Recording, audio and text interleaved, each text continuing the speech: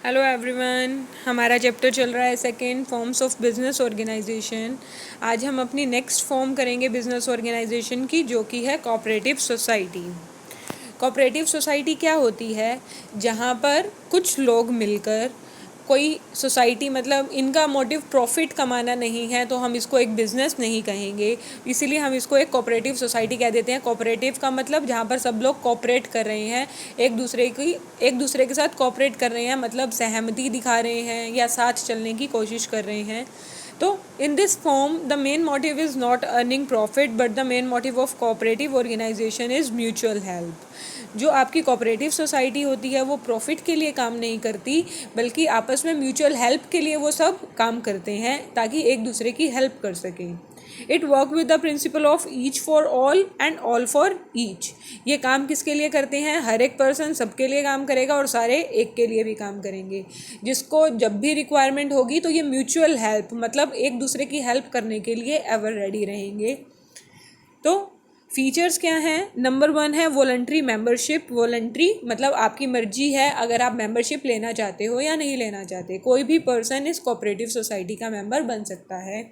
तो voluntary membership है, कोई भी पर्सन चाहे तो वो कोऑपरेटिव सोसाइटी का मेंबर बन सकता है। नेक्स्ट है लीगल स्टेटस। कोऑपरेटिव सोसाइटी जो आपकी होती है, इसको आपको रजिस्टर करवाना पड़ता है गवर्नमेंट के पास, तो इसीलिए इसका जो स्टेटस है वो लीगल रहता है। नेक्स्ट है लिमिटेड लायबिलिटी। जितने भी मेंबर्स होंगे उनकी लायबिलिटी लिमिटेड रहेगी, मतलब जितना पैसा वो एज अ मेंबर पे कर रहे हैं कोऑपरेटिव सोसाइटी के अंदर, वो सिर्फ उतने के लिए ही लायबल हैं। वो अपनी पर्सनल प्रॉपर्टी के लिए बिल्कुल भी लायबल नहीं रहते कोऑपरेटिव सोसाइटी में। नेक्स्ट है कंट्रोल। क्योंकि इनकी रजिस्ट्रेशन करवानी ज़रूरी है, तो कंट्रोल भी सारा किसका रहता है? गवर्नमेंट का रहता है। नेक्स्ट है सर्विस मोटिव। कोऑपरेटिव सोसाइटी जो बनाई जाती है वो सर्विस मोटिव के लिए बनाई जाती है। जैसे हमने पहले ही पढ़ दिया कि कोऑपरेटिव सोसाइटी का जो मोटिव है वो प्रॉफिट अर्न करना नहीं, बल्कि क्या है? म्यूचुअल हेल्प है, सर्विस प्रोवाइड करना है। नेक्स्ट है बाउंड बाय गवर्नमेंट रूल्स। अभी हमने किया कि ये इसकी रजिस्ट्रेशन करवानी आपको कंपलसरी है, तो कुछ गवर्नमेंट रूल्स होते हैं जिसके अकॉर्डिंग इन सोसाइटीज़ को काम करना पड़ता है। तो क्या है? कोऑपरेटिव सोसाइटी आपको उन रूल्स के अकॉर्डिंग ही चलानी पड़ती है। लास्ट है डिस्ट्रीब्यूशन ऑफ सरप्लस।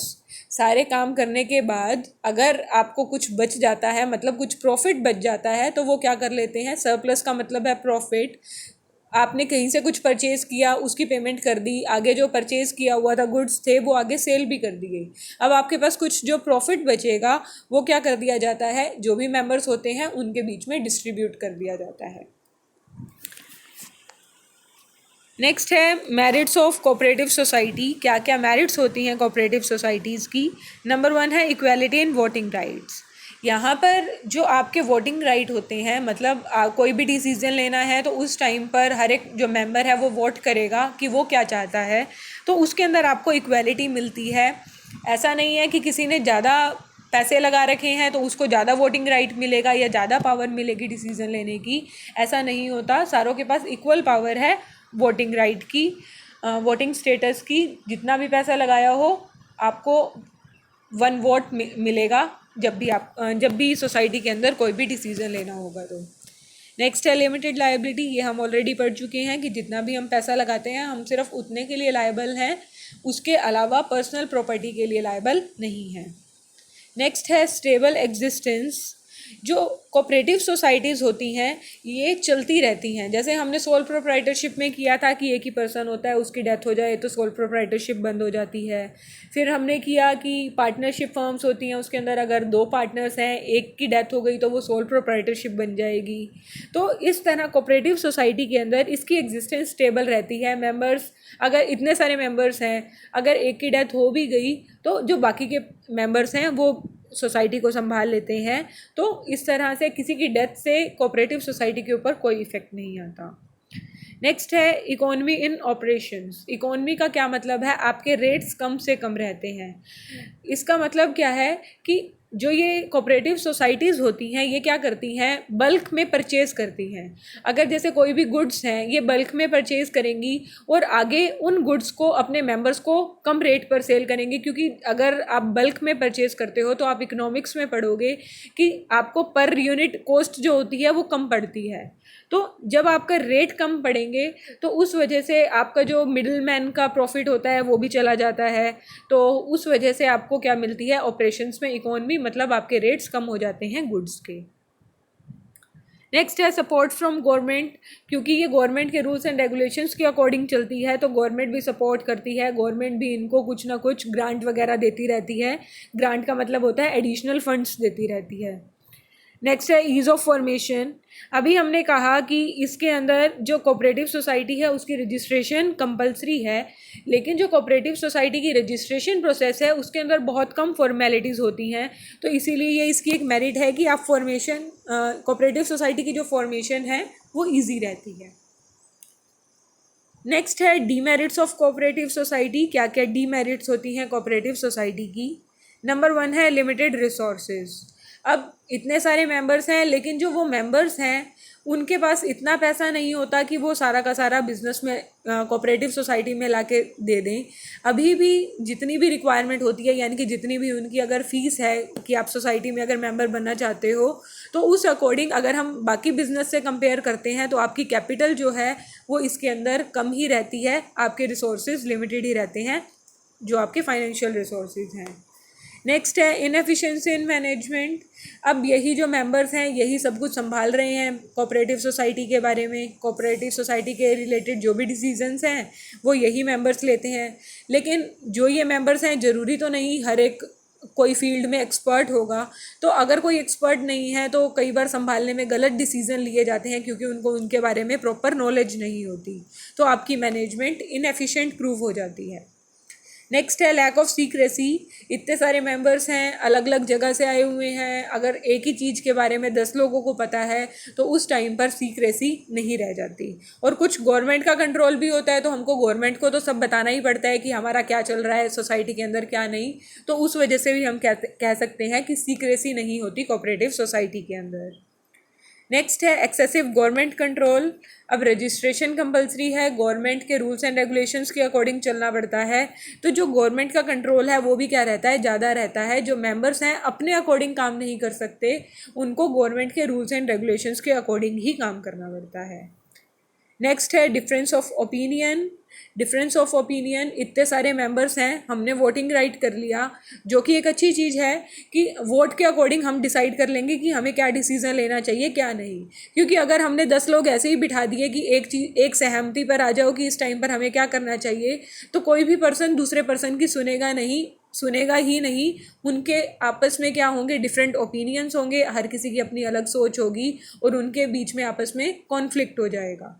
तो वोटिंग राइट की वजह से हम ये कह सकते हैं कि डिसीज़न लेने में सही रहता है कि हर कोई अपना वोट दे सकता है, लास्ट में जिसकी वोटिंग ज़्यादा होगी वही डिसीज़न ले लिया जाएगा। लेकिन क्योंकि उनके बीच में कॉन्फ्लिक्ट का चांस रहते हैं तो ये इसकी एक डीमेरिट होती है। लास्ट है लैक ऑफ मोटिवेशन। हर किसी ने अपनी कैपिटल लगा रखी है, लेकिन कैपिटल की अमाउंट कुछ ज़्यादा नहीं होती, थोड़ी होती है, क्योंकि अभी हमने फर्स्ट पॉइंट में भी पढ़ा कि आपके फाइनेंशियल रिसोर्सेज कम होते हैं। तो lack of motivation, sole proprietorship के अंदर आपका खुद का पैसा लगा होता है बिजनेस में, तो आपको मोटिवेशन मिलती है कि मैं काम अच्छे से अच्छा करूँ, मुझे कोई लॉस ना हो जाए, ताकि मैं अपने पैसे को बढ़ा सकूँ। तो जब खुद का पैसा लगा है वहाँ पर, तो हमारे अंदर मोटिवेशन रहती है।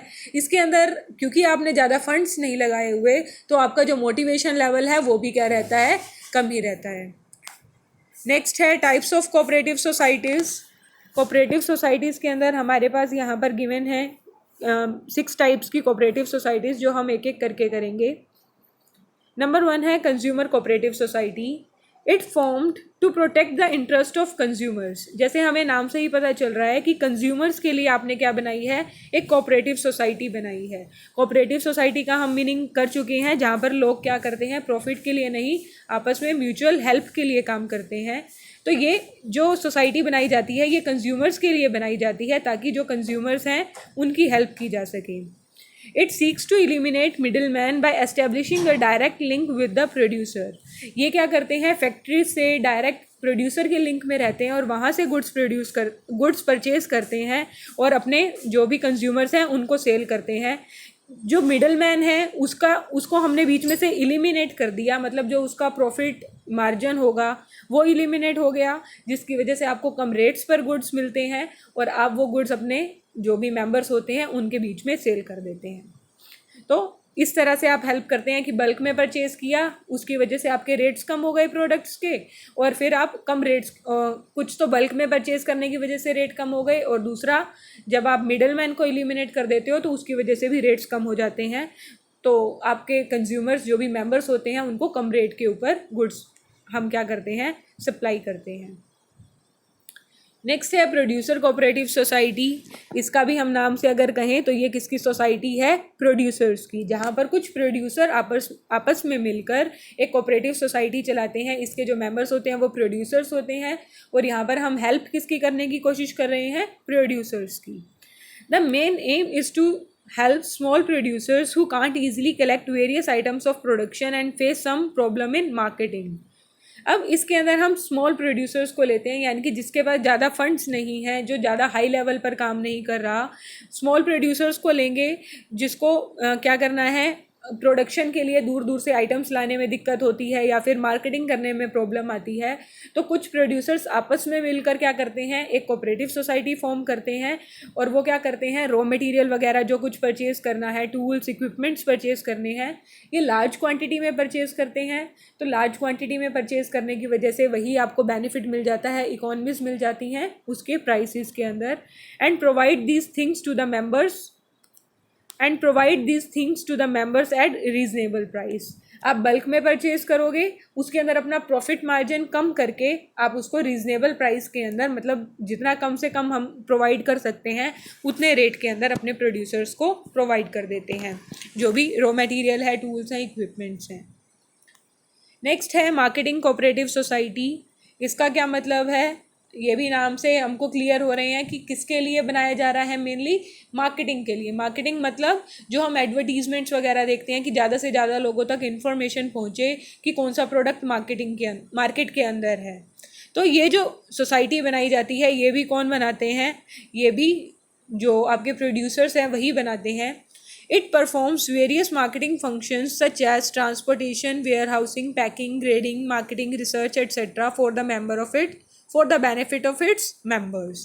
ये भी क्या करते हैं, ये आपको सारी की सारी फैसिलिटीज़ प्रोवाइड करते हैं। मार्केटिंग के अंदर हम इन सब चीज़ों को लेकर चलते हैं ताकि हम क्या कर सकें, गुड्स को ट्रांसपोर्ट कर सकें, मतलब जहाँ पर भी उसकी रिक्वायरमेंट है वहाँ तक पहुँचा सकें। वेयर हाउसिंग मतलब अगर आपके गुड्स प्रोड्यूस हो चुके हैं लेकिन अभी उसको यूज़ नहीं करना तो हमको उसको स्टोरेज में, गोडाउन में जो स्टोर करना पड़ता है उसे वेयर हाउसिंग बोलते हैं। तो जो ये मार्केटिंग कोऑपरेटिव सोसाइटी होती है अपने मेंबर्स को ये जो सारी फैसिलिटीज़ हैं प्रोवाइड करती है एट रीजनेबल रेट्स, कम प्राइसेस के अंदर। The production of different members is pooled together and sold by society at good price. इसके अंदर भी क्या करते हैं ये कि जो भी डिफरेंट मेंबर्स की प्रोडक्शन होती है, डिफरेंट प्रोड्यूसर्स हैं, उन सबको इकट्ठा करते हैं। अब वेयर हाउस है, हो सकता है कि 3-4 प्रोड्यूसर्स हैं जो प्रोडक्शन करते हैं, हर कोई अलग अलग अपना वेयर हाउस नहीं खरीद सकता या उसका रेंट नहीं पे कर सकता, तो एक ही वेयर हाउस खरीद लिया। अब तीनों चारों अपना जो भी मटीरियल है वो उस वेयर हाउस में रख सकते हैं और वो सारे मिलकर क्या कर देंगे, रेंट पे कर देंगे। तो इस तरह से ये होती है मार्केटिंग कोऑपरेटिव सोसाइटी। नेक्स्ट है फार्मर्स कोऑपरेटिव सोसाइटी। इसके मेंबर्स कौन होंगे, ऑब्वियसली फार्मर्स होंगे। In such societies small farmers join together and pool their resources for cultivating their land collectively. इसके अंदर जो भी स्मॉल फार्मर्स हैं जिनके पास ज़्यादा फंड्स नहीं होते, वो आपस में मिलकर अपना जितना भी थोड़ा थोड़ा पैसा है वो सब मिलाकर क्या करते हैं, जो भी कल्टीवेट करनी है, जो भी फसल निकालनी है, उस सब के लिए पैसा इकट्ठा करते हैं, या फिर जो भी सीड्स वगैरह लेकर आने हैं, फर्टिलाइज़र्स की रिक्वायरमेंट है, तो ये सब आपस में मिलकर पैसे इकट्ठे करके क्या करते हैं, अपनी नीड्स को कंप्लीट करते हैं। नेक्स्ट है क्रेडिट कोऑपरेटिव सोसाइटी। क्रेडिट होता है लोन देना या फिर क्रेडिट पर, जैसे हम करते हैं ना, जर्नल के अंदर हमने किया है कि हम गुड्स क्रेडिट पर सेल कर रहे हैं, जिसमें हम पैसा नहीं ले रहे, अभी हम क्या कर रहे हैं, क्रेडिट पे सेल कर रहे हैं, लोन दे रहे हैं, एज अ लोन दे रहे हैं, मतलब उधार दे रहे हैं। तो ये भी क्या है, ये सोसाइटीज़ भी क्या करती हैं, उधार देती हैं। Such societies protect the member from exploitation by money lenders. अगर आप किसी और पर्सन से, कोई और मनी लेंडर है जो पैसा उधार पर देता है, उससे अगर आप पैसा लेने जाते हो तो आपको एक हाई रेट ऑफ इंटरेस्ट पे करना पड़ता है। तो ये सोसाइटी क्या करती है, आपस में 10 मेंबर्स मिलकर कोई सोसाइटी चला रहे हैं। जिस भी पर्सन को, जिस भी मेंबर को पैसे की रिक्वायरमेंट होती है, ये आपस में पैसा इकट्ठा करके उसको दे देते हैं at reasonable rate of interest, जहाँ पर ज़्यादा रेट ऑफ इंटरेस्ट नहीं चार्ज किया जाता। ये कह रहे हैं they provide loans to their members at easy terms and reasonably low rate of interest. ये क्या करते हैं, कोई कंडीशंस भी ज़्यादा नहीं होती और जो रेट ऑफ इंटरेस्ट है वो भी क्या रखा जाता है, लो रखा जाता है। नेक्स्ट है कोऑपरेटिव हाउसिंग सोसाइटी। अब ये जो कोऑपरेटिव सोसाइटी बनी है वो किस लिए बनी है, हाउसिंग पर्पस के लिए। जिन लोगों के पास अपने घर नहीं हैं उनके लिए। The main aim is to provide houses to people with limited means income at reasonable price. ये क्या करते हैं, हाउस बना कर देते हैं या फिर लैंड प्रोवाइड करते हैं अपने मेंबर्स को रीजनेबल प्राइसेस के ऊपर। अब इसके अंदर जो इनके मेंबर्स हैं वो भी कर सकते हैं। अगर कोई बाहर से परचेज करना चाहे तो वो इनकी रूल्स के ऊपर डिपेंड करता है कि ये उसे देंगे या नहीं देंगे। तो ये डिफरेंट टाइप की कोऑपरेटिव सोसाइटीज़ होती हैं जो म्यूचुअल हेल्प के लिए काम करती हैं, बल्क में परचेज करके अपने जो भी मेंबर्स हैं उनको कम रेट्स के ऊपर प्रोवाइड करती हैं। तो ये था हमारा कोऑपरेटिव सोसाइटी के बारे में। इसके बाद हमारी एक ही फॉर्म ऑफ बिजनेस ऑर्गेनाइजेशन रह गई, कंपनी। वो हम आगे आने वाली वीडियो के अंदर करेंगे। Thank you.